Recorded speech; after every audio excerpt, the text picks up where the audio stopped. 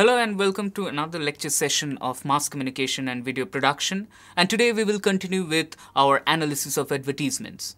First and foremost, I'd like to share with you some of the case studies of print ads. As you can see on the screen, so a lot of space is given there, and the sign of Wi-Fi has been designed by a couple of French fries, and this is the McDonald's ad. Nothing has been there as a text or a caption or content or copy, but only the images are given, which is enough for us to understand what it is trying to say. The second ad is very interesting in the Indian context. It shows Krishna, the young Krishna or Gopal, with Yashoda, and it says that you may never know, adopt, or you may never know what the child will become.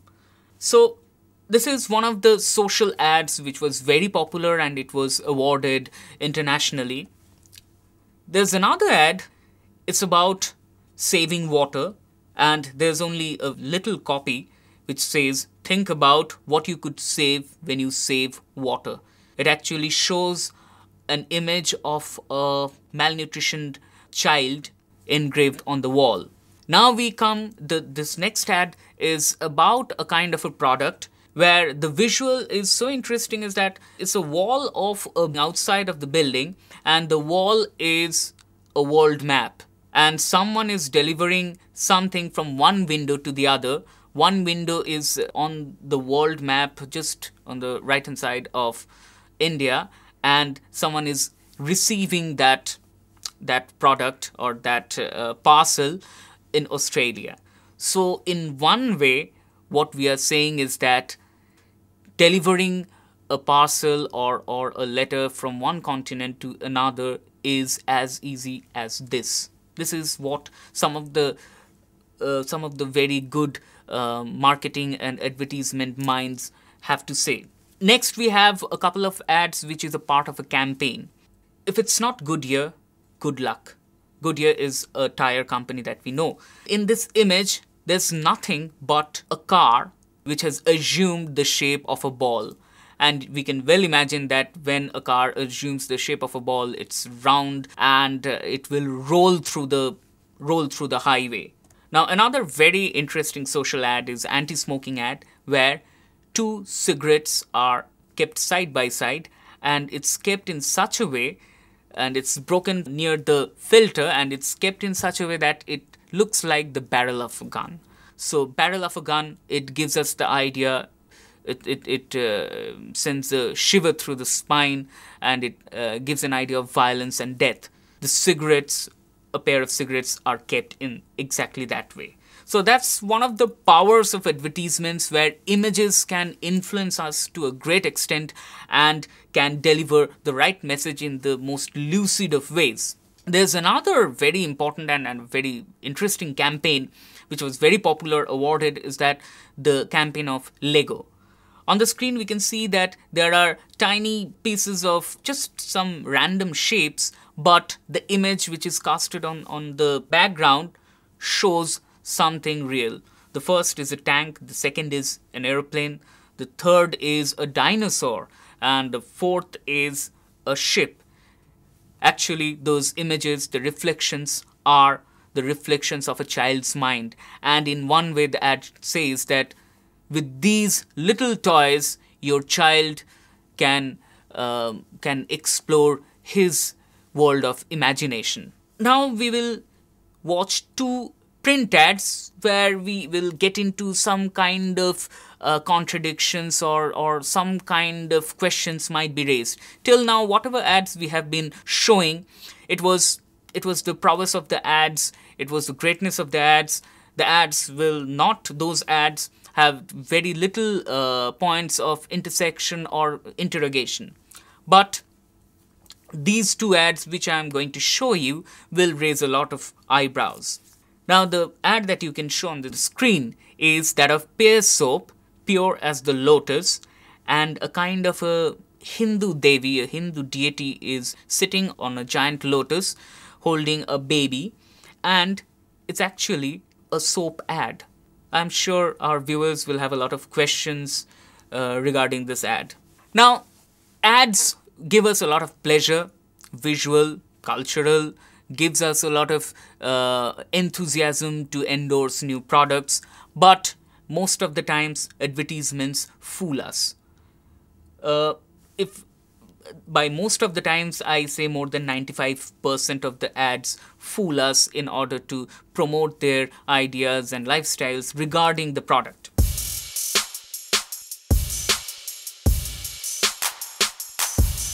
In this way of looking at ads in a critical way, Marxist theory becomes an instrument for our scanning of these ads.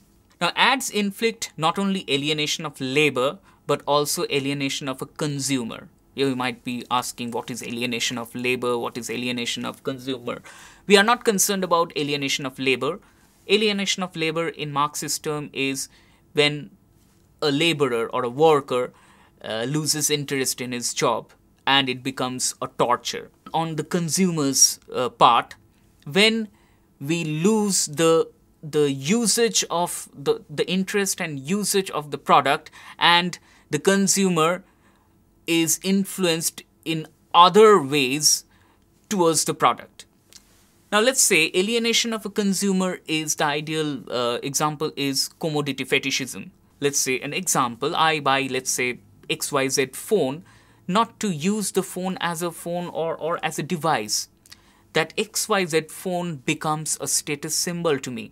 It becomes an object of showing off. It becomes an object of putting up a kind of an identity which is attached to the brand name of that product, but not the product or not what the product usually is made use of. Now, it's also, in Marxist term, it is also called a kind of a reification, where commodity fetishism is a part of reification, where we have the human beings are entangled in a strange relationship with the products. Commodity fetishism, reification, all these Marxist terms point to us a very unnatural kind of behavior in human beings which are manipulated by capitalism. Now, if I tell you that this product or this phone, this beverage is only good as a product, is good for making calls, and this beverage is just good, you will lose interest. But if I say that, look, with this product comes this kind of a thought, or with that phone comes a kind of a social status where a lot of girlfriends will come to you or boyfriends will come to you, you will get job, you will get a lot of social recognition. All these things, all these falsifications will attract you towards the product, not only the taste or not only the direct use that the product has. So this is a kind of a critical stance that a lot of scholars and professors and thinkers take when it comes to the world of advertisements. We will go through a number of ads which will not only raise the eyebrows of scholars, but if you watch them, if you look at them, you will also have a lot of points to make. Now, first and foremost thing is commodification of culture, relationship, emotion, even sexual triggering. Now, on the screen, you can see a kind of a product which is called fat-free product, and it's not the problem of the product or the function that the product promises. It's the advertisement and the idea which is attached to it. Look at this ad. It says, "Hubby is coming back. I must look fit and pretty." So the wife is there to make herself an eye candy for the hubby, and that's why she will be reducing her weight.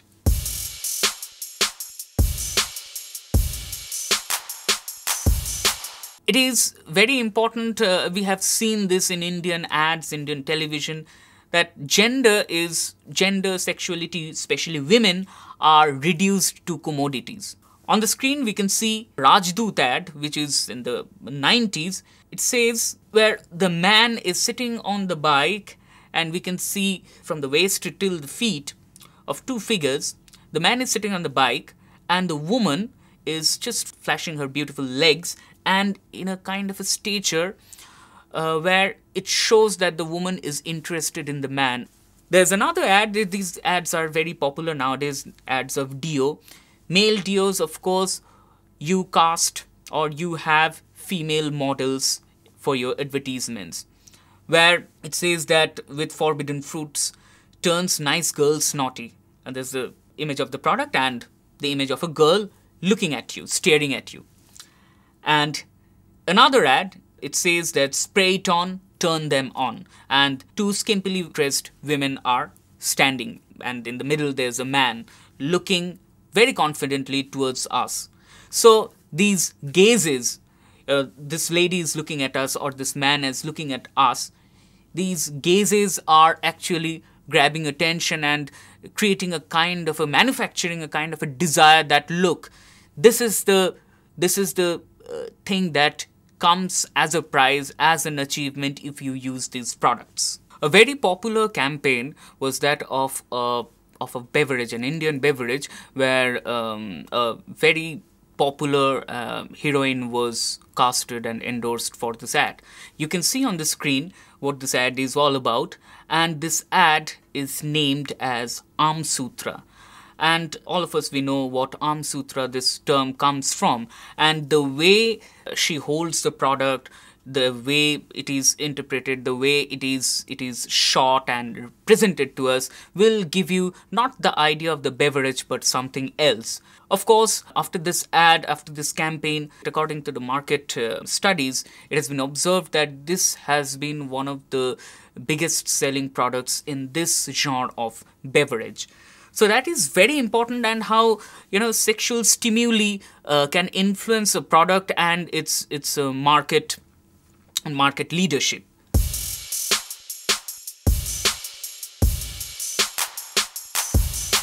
Now the next part is human relationships are defined and determined by commodities. On the screen you can see a part of a huge campaign which is there everywhere in the television and channels, where it says if you use some kind of a net, a very fast net, you can be a super student, you can be a super dad, you can be a super son, and you can be a super fan. So being a super son or super dad or super student depends on the product and its usage, not on the kind of person you are. So these kinds of, we were talking about values sometime earlier. So these kinds of values are deeply attached to the use of commodities but not on human attributes. Now, the ad that you can watch on the screen is Hike Up Your Life. If you watch the televisual version of this ad, you will find that a boy is being mocked and the boy is being bullied because he does not use this kind of an app. When we talk about a person being alienated and being thrown outside a group of friends for not using an app, it does not only talk about that app, it talks about also the kind of smartphone that he has to have. So a kind of a peer pressure has been shown in a very triumphant way, where endorsing or buying a product or downloading an app becomes a part of your life, a part of your social existence and social identity. As we already said, that emotion, sex, relationship sells in terms of commodities. Now on the screen we can see two products. One is a kind of a website from which you can download songs to your mobile phones, where it says that Bas Bajna Chahiye Gana, and you will find that even in the print ads and in the televisual version of this ad, you will find that a kind of a love story is unwrapping, for where this product or this website is in the middle. And there's another toothpaste which for a very long time they have stuck to the single content of their ads in all their campaigns, is that a man and a woman, if you do not brush their teeth with this kind of a toothpaste, they cannot come close to each other. Coming in close to each other, this very simple and very basic aspect of human relationship is defined in a very important way by a product. So I will not however I love you, I will not go close to you because you haven't used that product.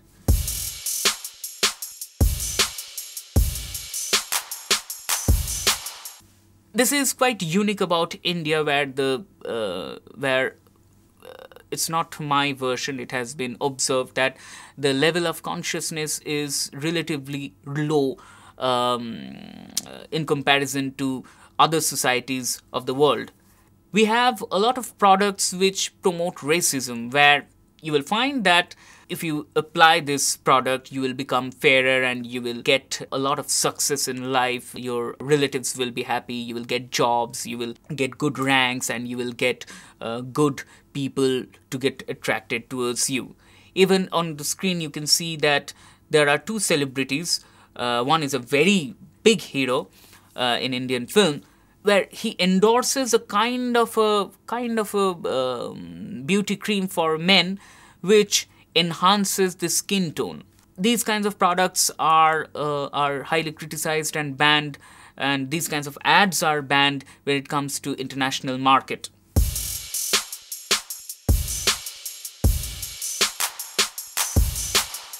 Very important aspect, probably the most important aspect in today's world, more than commodification of women in advertisements, is that children are used in adults' products for some kind of a bigger cause. Not only for selling of the product or the lifestyle that it endorses, but some kind of a bigger cause is attached to these products. A very popular detergent powder had come up with a very interesting caption and a punchline: "Daag acha hai." So with "Daag acha hai," a child or a group of children do a lot of physical activities without even thinking about making about the dress or the kind of clothes that they are wearing getting dirty. On the screen, you can see that this "Daag Acha Hai" campaign had other premises attached to it. There's a box on the left hand side which says TV and life, and under the TV the switch is off, and under life the switch is on, and we can see the mother and a child. They are having a very good time, smiling towards each other, and it says, "Don't just promise, believe in it. Take the pledge to be the proud parent you always wanted to be." So a kind of a value system, a kind of a meaning to life is generated, but through this product. We can see the product dangling on the right hand side. There's another part of the campaign attached to it, is that it's attached to UNICEF, a kind of a philanthropic mission where helping provide quality education to 10 million children. So what these ads do, what these products do, is that when you buy a consumer product, there are certain philanthropic projects attached to them, and buying the product makes you a philanthropist rather than turning yourself into a philanthropist. So these are the kind of social projects that are attached to commercial products in order to lure us into a kind of a grand world of value systems, and a kind of a meaning is generated.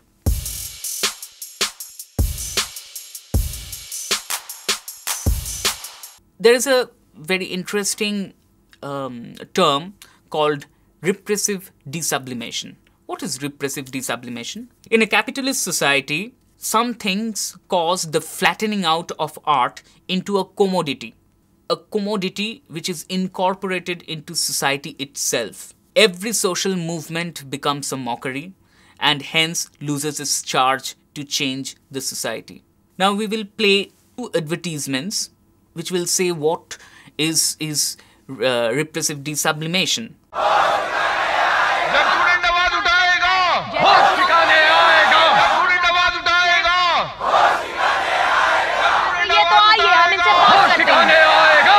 You can see that in the first part, something very serious is cooking up.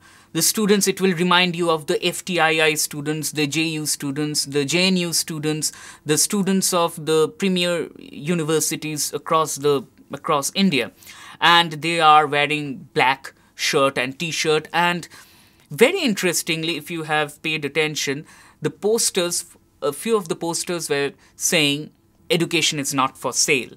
So privatization of education in a poor country would mean a lot of things, as we can well understand. But here we can see that the students are protesting in this way. College प्रशासन ने आपकी मांगे मानने से इनकार कर दिया है, तो अब आप क्या करेंगे? And then something very interesting happens. College प्रशासन के इस फैसले से साफ पता चलता है कि उन्हें छात्रों की कितनी परवाह है। जी। इसलिए हमने ये फैसला किया है कि ये भूख हड़ताल जो पिछले 4 दिनों से चल रही है, अब वो अनिश्चित काल तक चलेगी। जा खड़ा हर लड़का, हर लड़की, खाना तो क्या, पानी की एक बूंद तक।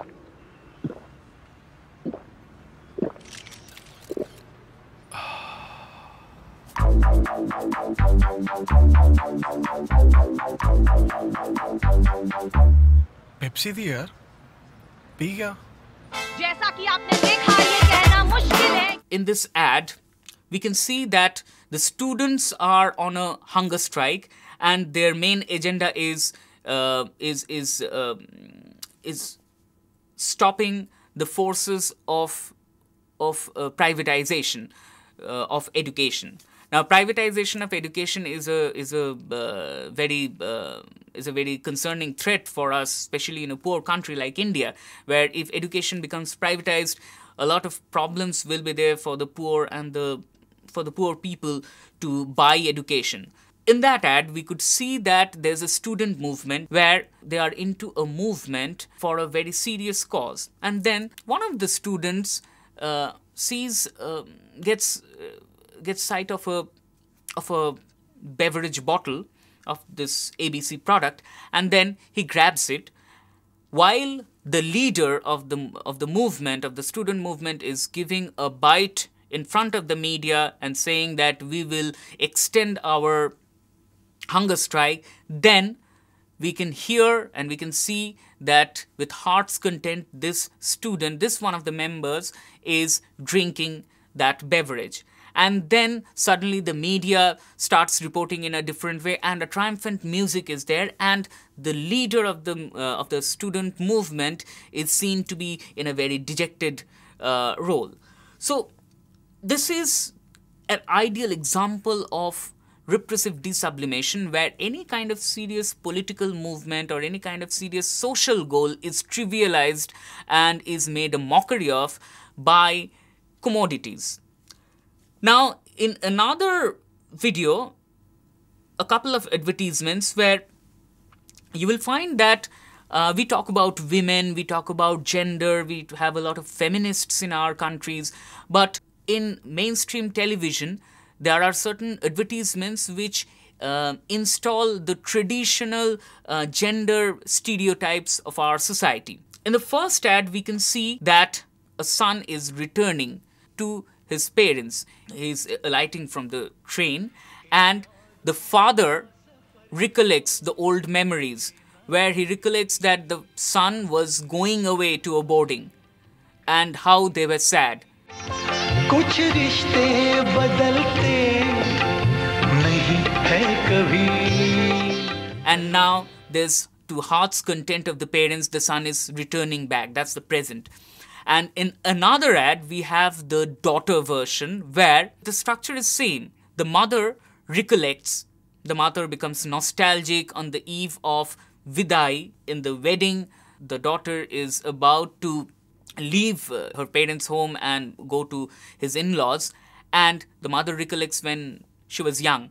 This daughter comes back. So in the past, the daughter comes back, but in the present, the inevitable present and the future, the daughter will go away.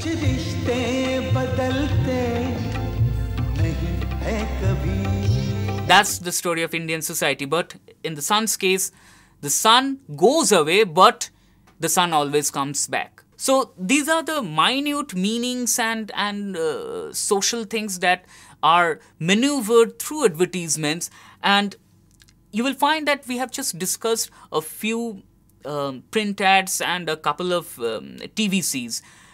If you work on your own, you will find that there are hundreds and thousands of advertisements that fall under these kinds of categories. And who knows that after watching this session, you might come up with your own ideas and with your own criticisms, and you will find a lot of advertisements endorsing both the ideas. That was it for today. I hope you have enjoyed it. Thank you.